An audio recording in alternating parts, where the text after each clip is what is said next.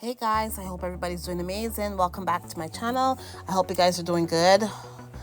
So, guys, we found out here today that, and this will come as no shock to most of us, but Prince William's aide, Simon Case, played a key role in Harry and Meghan's royal exit. Yeah, we found out this a couple hours ago. So it says here, Simon Case, who was William's private secretary at the time, drafted a paper setting out the steps for the Sussexes to quit royal duties. Yeah, he did that. So here goes, guys, that ugly, jealous, envious spirit of Prince William. I mean, this guy cannot get more ugly in my mind. He cannot get more ugly. Whatever good looks he used to have, they have long gone. Diana done reached down and snatched them good looks out of him, and now he's just left with the Windsor jeans. That's it. Because the Windsor jeans, guys, are not that great. They're not that great. So, I mean, every day it just shows you more and more. It just shows you, everything that man William is doing is just showing you how much jealousy he has toward his brother. No wonder so much, news is coming out about how, he blocked Harry from coming back and this and that. And this is all making him look like a petulant, jealous, seething, incandescent, blob. That's what he's looking like. This is not making Prince William look good at all.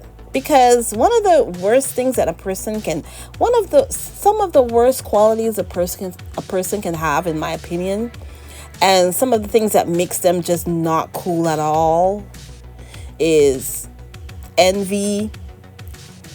When they're selfish qualities, envy. If you envy people, and you just trying to just bring down somebody else for no reason, those are some of the worst qualities. When you're just everything for you, you want it all for yourself. Like, those are some of the qualities that I find in a person to be the most, like, I don't care how good looking you are, if you display those kind of qualities, to me, that you're so ugly if you display those kind of qualities. And those are the qualities that Prince William right now is displaying. I mean, desperate. He seems desperate. He's just the opposite. Guys, he's just the opposite of everything that Harry stands for, in my opinion. But so there's nothing that Prince William could ever do to get me to respect or to care about anything he does or says. I mean, we found out as well that, the guy, Thomas Kingston, yeah, is one of the people he's one of the, I think he's married to Gabriella Windsor. He was only 45 years old, and he died from a catastrophic head injury. Apparently, he offed himself, guys. We're not 100% sure what went on, because another thing that has been going on too that's real weird is the fact that, of course, we know William pulled out of a funeral that he was supposed to speak at, his goduncle or godfather or something like that, one of his godfathers, because the royals have a lot of godfathers and godmothers. He pulled out of that, and who knows, people were suspecting that he was kind of drunk or something, or he just was not in good shape, because normally this would never happen. He wouldn't pull out of something 45 minutes before, but maybe he was hitting the bottle, and his royal aides thought that he should not go out in public like that, because the last time we saw him in public, when he was not looking his best, he was swaying back and forth and dropping medals. So maybe they were like, you know what? He can't handle this. Let's not send him out. Maybe he was just, because remember in Spare, Harry made sure that he put it in there that he was drunk. He was drunk, dead drunk, the night before his marriage, the night before his wedding, right? So William likes to hit that bottle. It's as simple as that.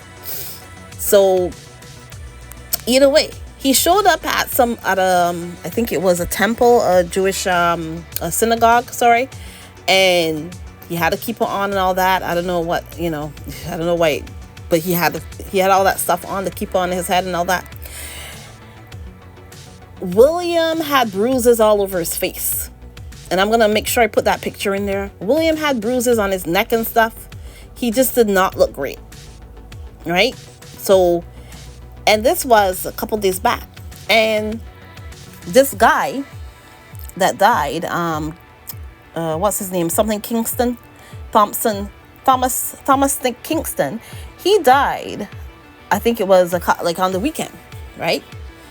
So, and the funny thing about it is, every time that a lot of these royal reporters, a couple of them, there's like three or four of them kept saying that William's absence had nothing to do with Thomas Kingston's death.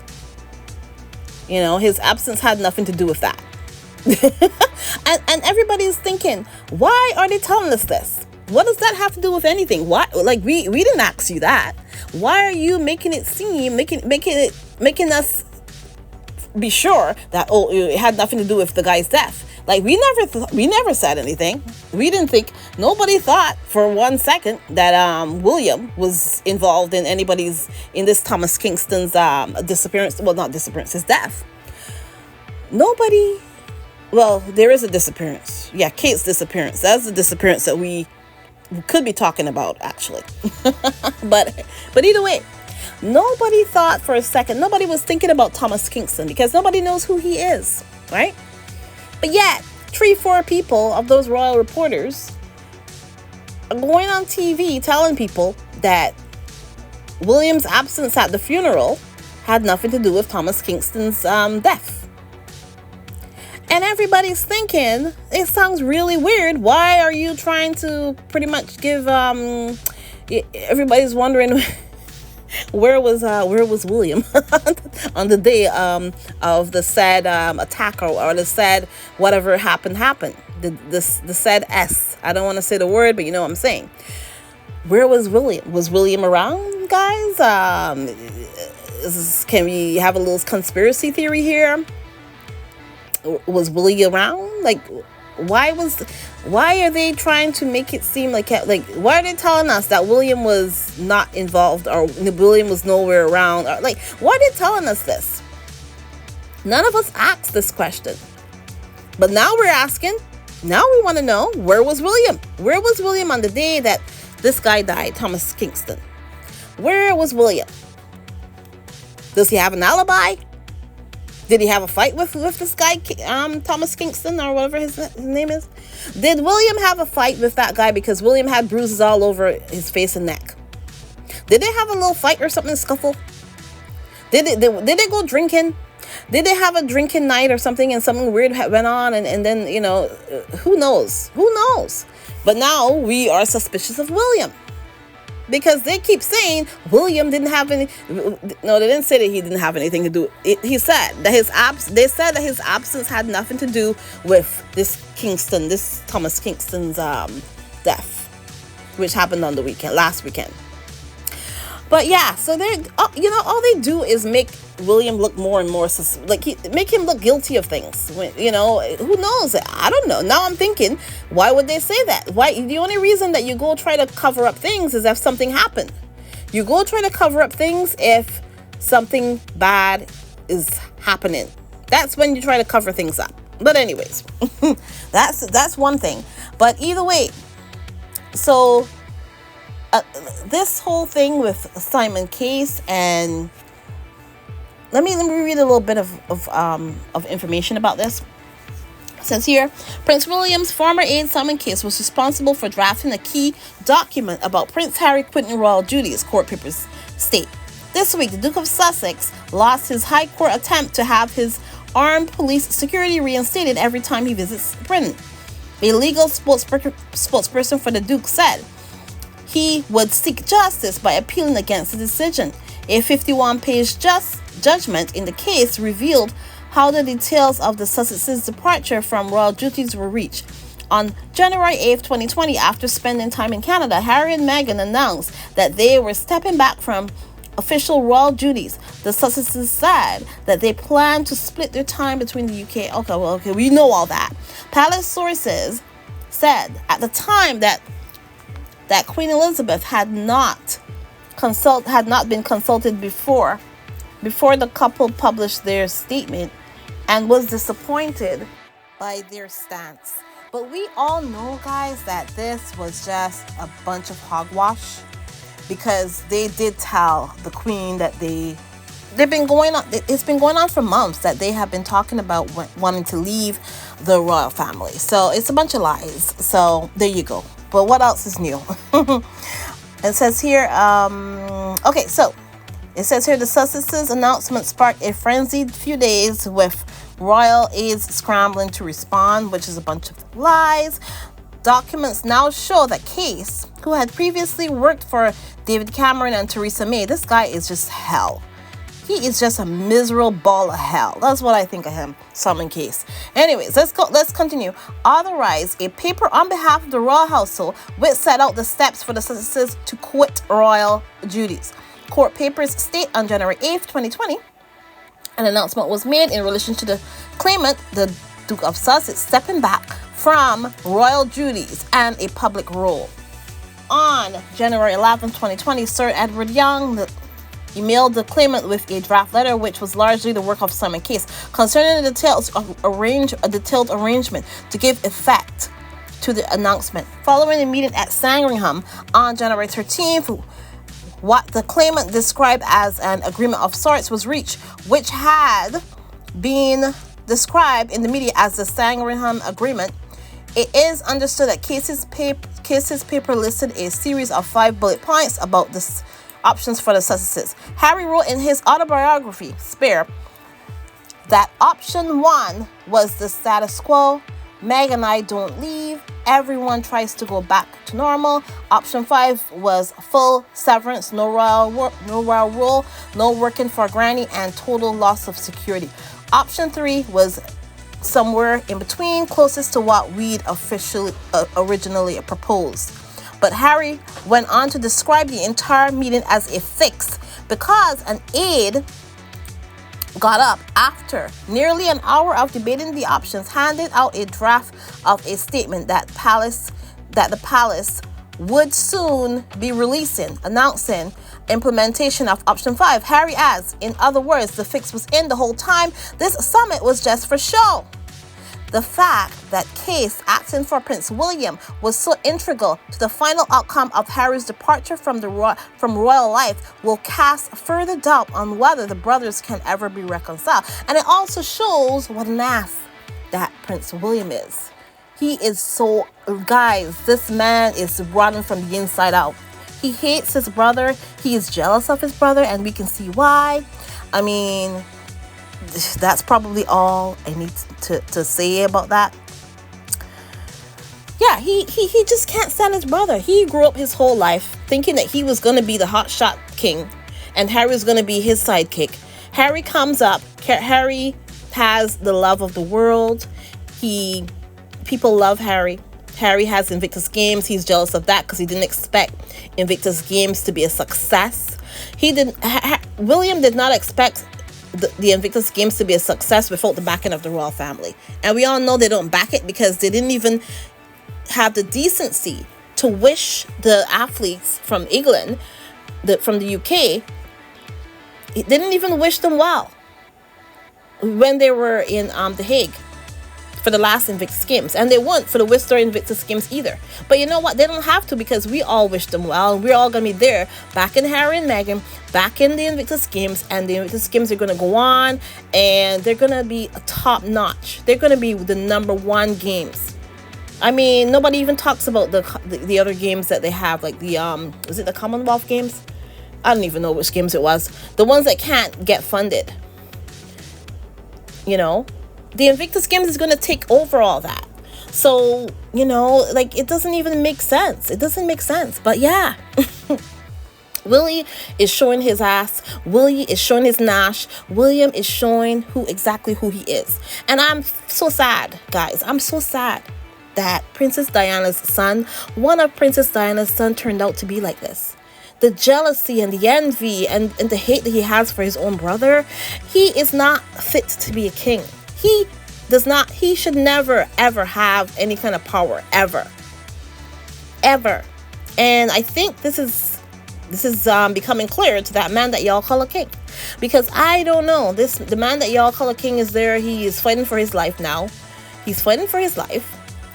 And soon, that man Willy will be the king. What is he going to do with his power when he has it? He don't have much power, but he still has power. He has a lot of money. He has billions and billions of dollars at his disposal, right? What is he going to do? Is he going to come after his brother with the force of vengeance because his brother is more loved than he is? I mean, this is just the Game of Thrones 2.0, 0.0, whatever. But yeah, so yeah, it just shows, guys, it just shows you.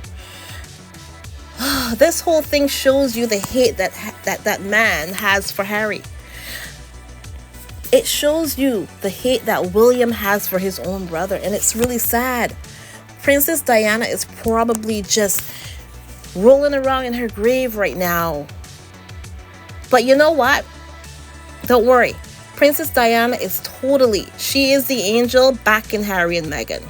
So I'm not worried for a second. She is back in Harry and Meghan. And she knows whatever her other son is doing is totally wrong. Totally wrong. Yeah, I mean, all the evidence is just coming out. And I'm pretty sure Harry knew about this beforehand, but this is all coming out now. He knew about this beforehand. Harry's smarter than a lot of people give him credit for. He knew about this beforehand. Right? So there you go. And then once again, I must say, where is Kate? Hashtag where is Kate?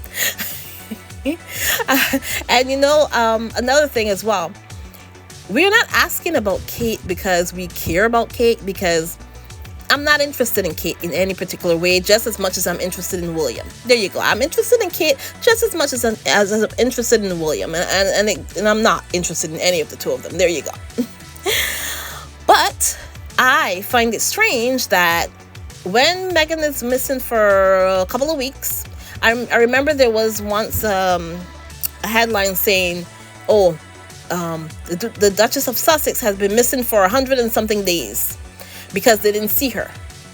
And Meghan was trying to keep quiet because she wants to keep herself out of the limelight. She's tired of y'all just being all over her. So sometimes Meghan takes a break.